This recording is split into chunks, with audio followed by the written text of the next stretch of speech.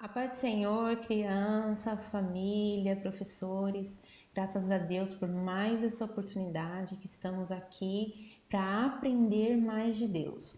Hoje nós vamos dar continuidade, na nossa revista, que está muito bonita, todas as lições, uma mais linda do que a outra, falando a respeito dos amigos de Jesus. E hoje nós vamos falar de um título a respeito um homem de fé.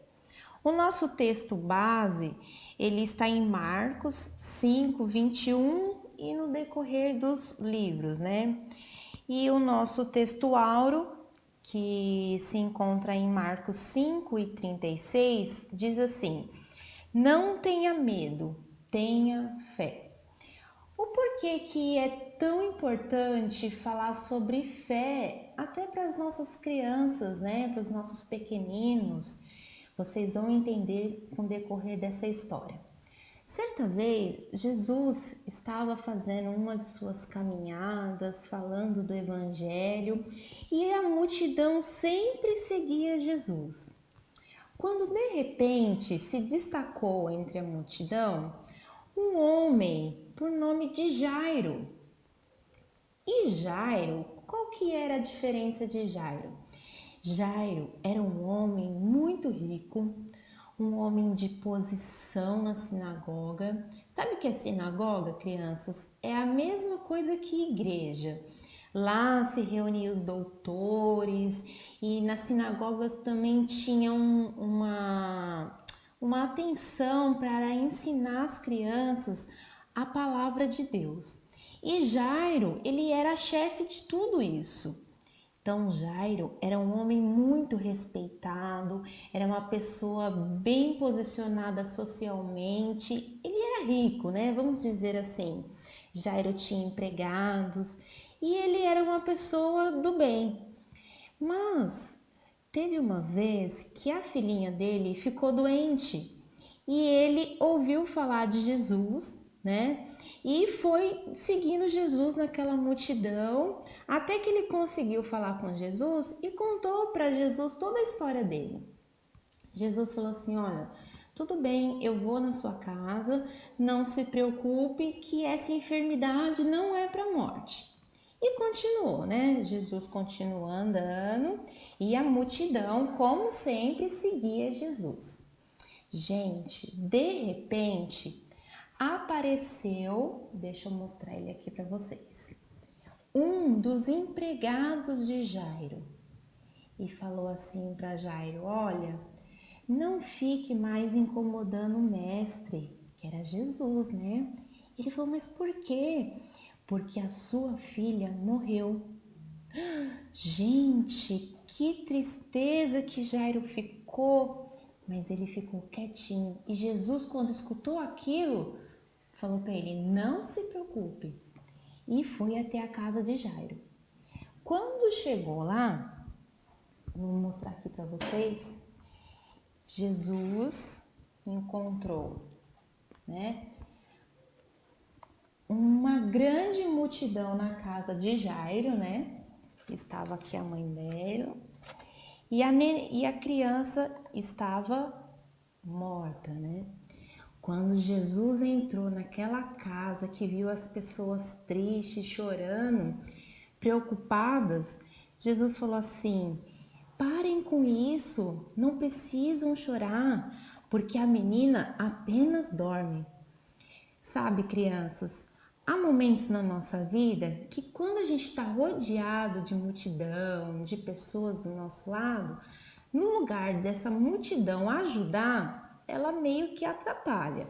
Então Jesus foi até o quarto da criança somente com os pais e alguns discípulos. E Jesus, chegando diante daquela situação, falou assim: menina, levanta. No mesmo instante, a menina levantou, ressuscitou daquela enfermidade, porque ela estava realmente morta, e Jesus orientou aos pais para cuidar da criança. Olha só como é importante a gente ter Jesus como amigo. Então, crianças, o que isso pode trazer para a nossa vida? Às vezes a gente tem algum problema e a gente acha que Jesus não vai nos atender porque a gente tem uma vida diferente. E Jesus mostrou para aquela multidão que ele não está preocupado com o que você tem, com o que você faz. Ele está preocupado com a sinceridade do seu coração. E qual foi a diferença que chamou a atenção de Jesus a respeito de Jairo? Que Jairo tinha tudo, mas o dinheiro, a posição dele não pôde salvar a filha dele. E Jairo clamou a Jesus, Jairo se humilhou e buscou o mestre. E buscou a Jesus por alguém, não foi por ele próprio. Então, se você tem algum amigo, o papai, a mamãe, o tio ou um primo que ainda não é amigo de Jesus, humilhe perante o mestre, que ele vai te atender. Por mais que a multidão fale para você que não tem mais jeito, mas para Jesus o impossível pode acontecer.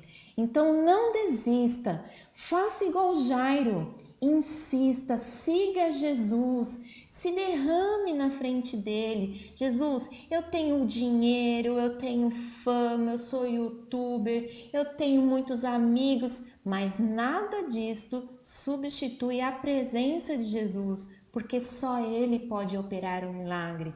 E continue e peça.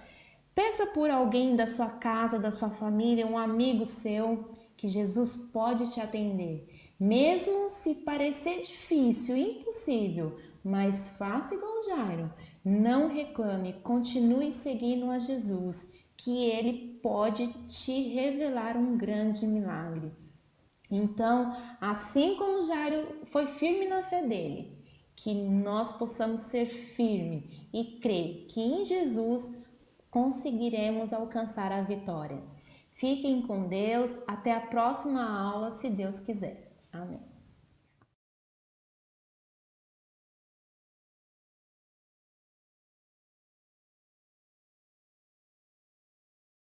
Paz do Senhor, irmãos, paz do Senhor, crianças. Mais um dia nós estamos aqui, estamos vencendo. Já chegamos na lição de número 7, para quem tem nos acompanhado. Nós estamos na revista com o título Cartas às Igrejas e já temos aprendido muito sobre as cartas que Paulo mandou para as igrejas e que hoje faz parte das nossas vidas. Nessa semana, a lição de número 7 tem por título Conectados com Jesus. E a galerinha de hoje sabe muito bem o que quer dizer conectado. Todo mundo tem aí um celular, tem um videogame, um computador e sabe que para ele funcionar, para ele ter bateria, para ele carregar, ele precisa estar conectado a alguma coisa. E esse é o título da nossa lição. Nós precisamos estar ligados com Jesus. O texto do dia diz assim: portanto, já que vocês aceitaram Cristo Jesus como Senhor, vivam unidos com Ele. Isso quer dizer, vivam conectados com Ele. E o texto está lá em Colossenses 2:6. Para você saber um pouquinho mais, a carta aos Colossenses foi escrita na prisão, provavelmente quando Paulo estava em Éfeso, entre os anos 55 e 57. Os cristãos lá de Colossos, eles estavam sendo ameaçados por heresias, uma mistura de elementos pagãos, judaicos e cristãos. E essas coisas estavam perturbando a igreja de Colossenses. No primeiro ponto, Jesus e a sua missão, a gente aprende nessa carta que Paulo não foi o fundador da igreja de Colossos. Quem teve essa função foi Epáfras, que morava lá em Colossos, e ele ficou então responsável para pregar o evangelho naquele lugar. E foi ele que informou Paulo sobre esses falsos ensinamentos que estava tendo lá. Então Paulo resolve escrever uma carta. Paulo não se conformou com aquilo que ele ouviu Epáfras falando. E ele escreveu então essa carta. E ele deu ótimas dicas que serviu para eles e que serve para a gente no dia de hoje. Ele disse nessa carta, olha que tamanho que a tia colocou aqui, que Jesus é superior a qualquer coisa, que por meio dele, Deus criou todas as coisas no céu, na terra, debaixo da terra. Ele criou os poderes espirituais, as forças, os governos, as autoridades, tudo que foi criado foi por meio de Jesus. E Paulo também fala sobre a grandeza de Cristo sobre a igreja. Jesus é o cabeça da igreja, ele é o princípio, ele é o primogênito, ele é quem nele habita a plenitude de Deus e também ele é reconciliador dos homens e dos anjos. Nessa carta, Paulo também fala que a igreja deve permanecer fiel. Crianças, vocês sabem o que é fiel? É quando você respeita, responde, acredita e faz tudo aquilo que alguém te pede. Os colossenses foram bem ensinados. As verdades estavam dentro deles, mas tinha gente lá tentando enganar. E hoje isso pode acontecer com a gente também. Nós estamos sendo ensinados, mas as pessoas que entendem errado, querem perturbar, vêm também para falar com a gente. A gente precisa permanecer fiel. Outra coisa, os falsos mestres fizeram uma mistura de religião e criaram uma confusão e uma desunião na igreja. A gente tem que tomar cuidado com aquilo que a gente ouve e aquilo que a gente passa para frente. Nós devemos permanecer fiel, hein? E os falsos mestres também ensinavam que crer em Jesus não era suficiente para alcançar a salvação. Olha quanta confusão que eles estavam colocando lá dentro do povo de Deus na igreja de Colossos. E Paulo nos ensina nessa carta que nós devemos ser corajosos. Nós não podemos ver essas coisas, ver as pessoas falando essas coisas erradas e concordar com eles. Paulo corajosamente encorajou a igreja a enfrentar os falsos ensinamentos e ele animou o povo de Deus a permanecer firme na fé. Essa é a posição que nós precisamos tomar, crianças. E para encerrar, a carta aos Colossenses nos ensina bem claro que ser cristão significa ter um relacionamento com Deus através de Jesus, que é o único caminho.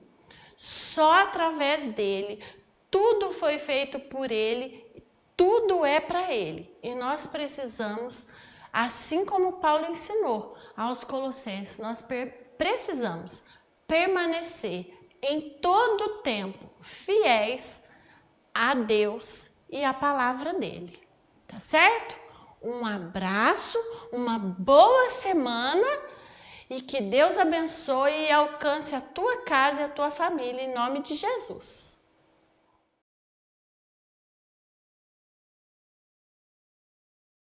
Eu saúdo a todos com a paz do Senhor, né? Eu sou da Sala Alfa e nós estamos estudando sobre Jesus Cristo. E na lição 7 a gente vai falar um pouco sobre as duas naturezas de Jesus, que tem como base bíblica Filipenses 2, do 1 ao 11. O versículo-chave é: de sorte que haja em vós o mesmo sentimento que houve também em Cristo Jesus, que sendo em forma de Deus, não teve por usurpação ser igual a Deus, mas aniquilou-se a si mesmo, tomando a forma de servo, fazendo-se semelhante aos homens. Só que a gente já vê que Jesus, ele estava ao lado de Deus ali na glória, né? Ele era o rei e ele assumiu uma forma de servo. Ele esvaziou-se de tudo que ele tinha, da sua glória, para vir ao mundo, assumindo uma forma de homem.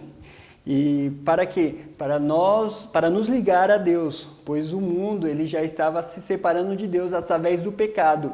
E foi necessário que Jesus descesse. E Jesus descendo, ele teve duas naturezas, a natureza divina e a natureza humana. No início da igreja primitiva, falavam-se que Jesus ele não era 100% homem, mas no decorrer da lição, a gente vai ver que Jesus ele era 100% homem e 100% Deus. No tópico 1, aqui a gente vai ver Jesus, um homem completo. Quando esteve aqui na terra, Jesus apresentou-se como filho de Deus e como filho do homem. Não que ele às vezes era um ou às vezes ele era outro, mas ele era os dois. Ele era filho de Deus e filho do homem. Como filho do homem, ele sofreu assim, as coisas que os homens sofrem, né? Ele sofreu frio, ele sofreu sede, porque se ele tivesse vindo somente com a sua natureza divina, o homem não poderia tocar nele, não poderia vê-lo, mas ele teve que vir com a sua natureza humana também. E foi necessário que, para ele vir com a sua natureza humana, ele tivesse que nascer de mulher. E assim como um bebê, ele foi gerado 9 meses, ao nascer ele sofreu frio, ele sofreu sede, ele precisou da proteção dos seus pais, né? E então aqui a gente vê que Jesus ele também passou pelos batismos, por tudo que a cultura judaica ele teve que passar na sua natureza humana. Tem pessoas que resistem falando que Jesus ele é a sua autenticidade de Cristo, uma vez que o aspecto humano nos remetesse ao erro e à imperfeição, mas Jesus, assim como Adão, foi um exemplo perfeito de humanidade sem pecado, pois se sujeitou à vontade do Pai, mesmo diante do sofrimento. Então Jesus ele teve a sua natureza humana, porém ele não pecou, mesmo ele sofrendo tentações, assim como nós sofremos, Jesus não pecou. Aqui eu posso ressaltar que a ausência de pecado na vida de Jesus não significa ausência de tentação, mas que ele viveu sem pecar. No tópico 2, aqui a gente vai ver Jesus, o Deus completo. Como no tópico a gente viu Jesus como humano, aqui a gente vai ver Jesus 100% Deus. Algumas pessoas alegam que Jesus jamais reivindicou a sua divindade, que foi o impacto que ele causou nos seus discípulos, que fez com que os discípulos fizessem essa divindade nele. Porém, aqui a gente vai ver no decorrer da revista, da lição, que Jesus ele realmente era Deus, né? Aqui a gente vai ver aqui, que ensinava com autoridade divina. E aconteceu que, concluindo Jesus esse discurso, a multidão se admirou da sua doutrina. Tinha relacionamento único com o Pai, e ele lhes disse: por que é que me procuráveis? Não sabeis que convém tratar dos negócios do meu Pai? Ele se referiu a si mesmo como Filho do Homem, um título messiânico. Ora, para que saibais que o Filho do Homem tem na terra poder para perdoar pecado. Ele aceitou ser adorado. Ele, o cego de nascença, disse: creio, Senhor, e o adorou. E Jesus se igualou ao Pai. Por isso, pois, os judeus ainda mais procuravam matá-lo, porque não só quebrantava o sábado, mas também dizia que Deus era o seu próprio Pai, fazendo-se igual a Deus. Então aqui a gente vê a sua divindade, né? Jesus ele sendo Deus. Só não isso, Jesus sendo Deus, ele acalmou a tempestade, ele transformou a água em vinho. Isso somente Deus tem esse poder, né? No tópico 3, aqui a gente vai ver as características de Jesus. Resumindo, o caráter é a ausência que define uma pessoa. Então aqui é o caráter de Jesus. E quais eram o caráter de Jesus? Jesus ele era amoroso, conhecedor dos corações, movido de compaixão, manso, detentor de uma autoridade diferente do mundo, severo com o erro, não buscava agradar a si mesmo, irrepreensível e misericordioso. Nós, sendo discípulos de Jesus, nós podemos ter todas essas características que Jesus teve. Não é uma coisa que vai acontecer do dia para a noite, mas nós constantemente somos lapidados para ter essas características. E nós temos o auxílio do Espírito Santo para nos lapidar, nos ajudar a ser igual a Cristo, né? Então, que você seja igual a Cristo, o Cristo humano, que através da sua humanidade ele mostrou que não precisa pecar para viver, né? Então Jesus viveu sem pecado, sendo a sua característica humana. E assim eu agradeço a oportunidade em nome de Jesus.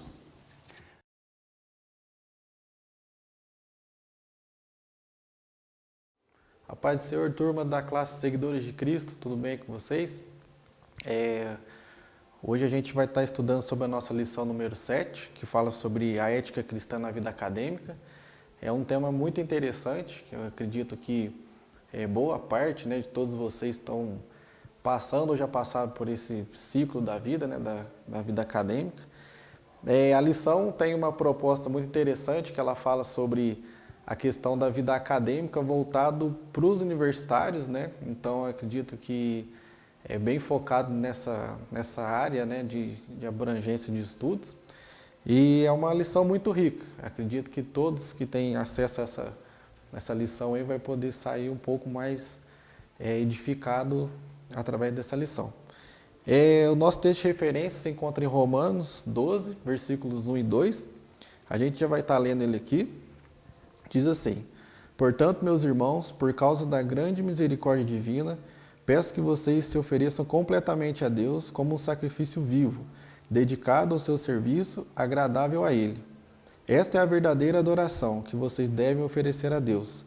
Não vivam como as pessoas deste mundo, mas deixam que Deus os transforme por meio de uma completa mudança da mente de vocês. Assim vocês conhecerão a vontade de Deus, isto é, aquilo que é bom, perfeito e agradável a Ele. O nosso versículo do dia diz assim: portanto, quer comais, quer bebais ou façais qualquer outra coisa, fazei tudo para a glória de Deus. 1 Coríntios 10, 31. O que a gente já pode aprender com esses dois versículos que a gente acabou de ler? É que a gente já pode entender, né, logo de início, que o período, né, da vida universitária, né, ele inicia um ciclo, né, em que a gente vai passar por vários momentos, né, dentro desse contexto acadêmico, e a gente vai estar muito exposto a novas ideias, a novos entendimentos, a novos conceitos. E o que a ética cristã tem a ver com isso?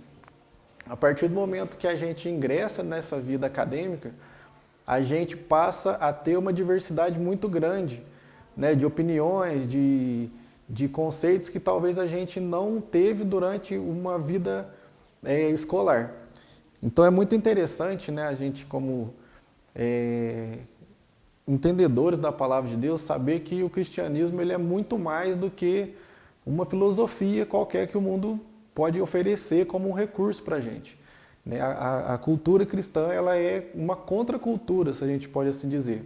A gente vai contra um fluxo, né, que o mundo está caminhando. Então, a vida acadêmica, eu acredito que para muitos, né, é um período que algumas pessoas utilizam para extravasar na vida, para aproveitar talvez um período longe dos pais, estudando em outra cidade.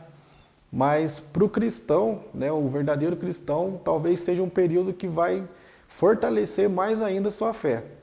Então a nossa lição ela é muito interessante porque ela foca justamente no período universitário, né? Até quando eu comecei a estudar a lição, eu acreditava que ia falar um pouco, né, sobre a vida acadêmica no geral, mas é sobre o período universitário mesmo que trata nessa faixa etária, né, que a classe Seguidores de Cristo trabalha. Então, um dos objetivos da lição é entender a vida acadêmica como um projeto de Deus, né?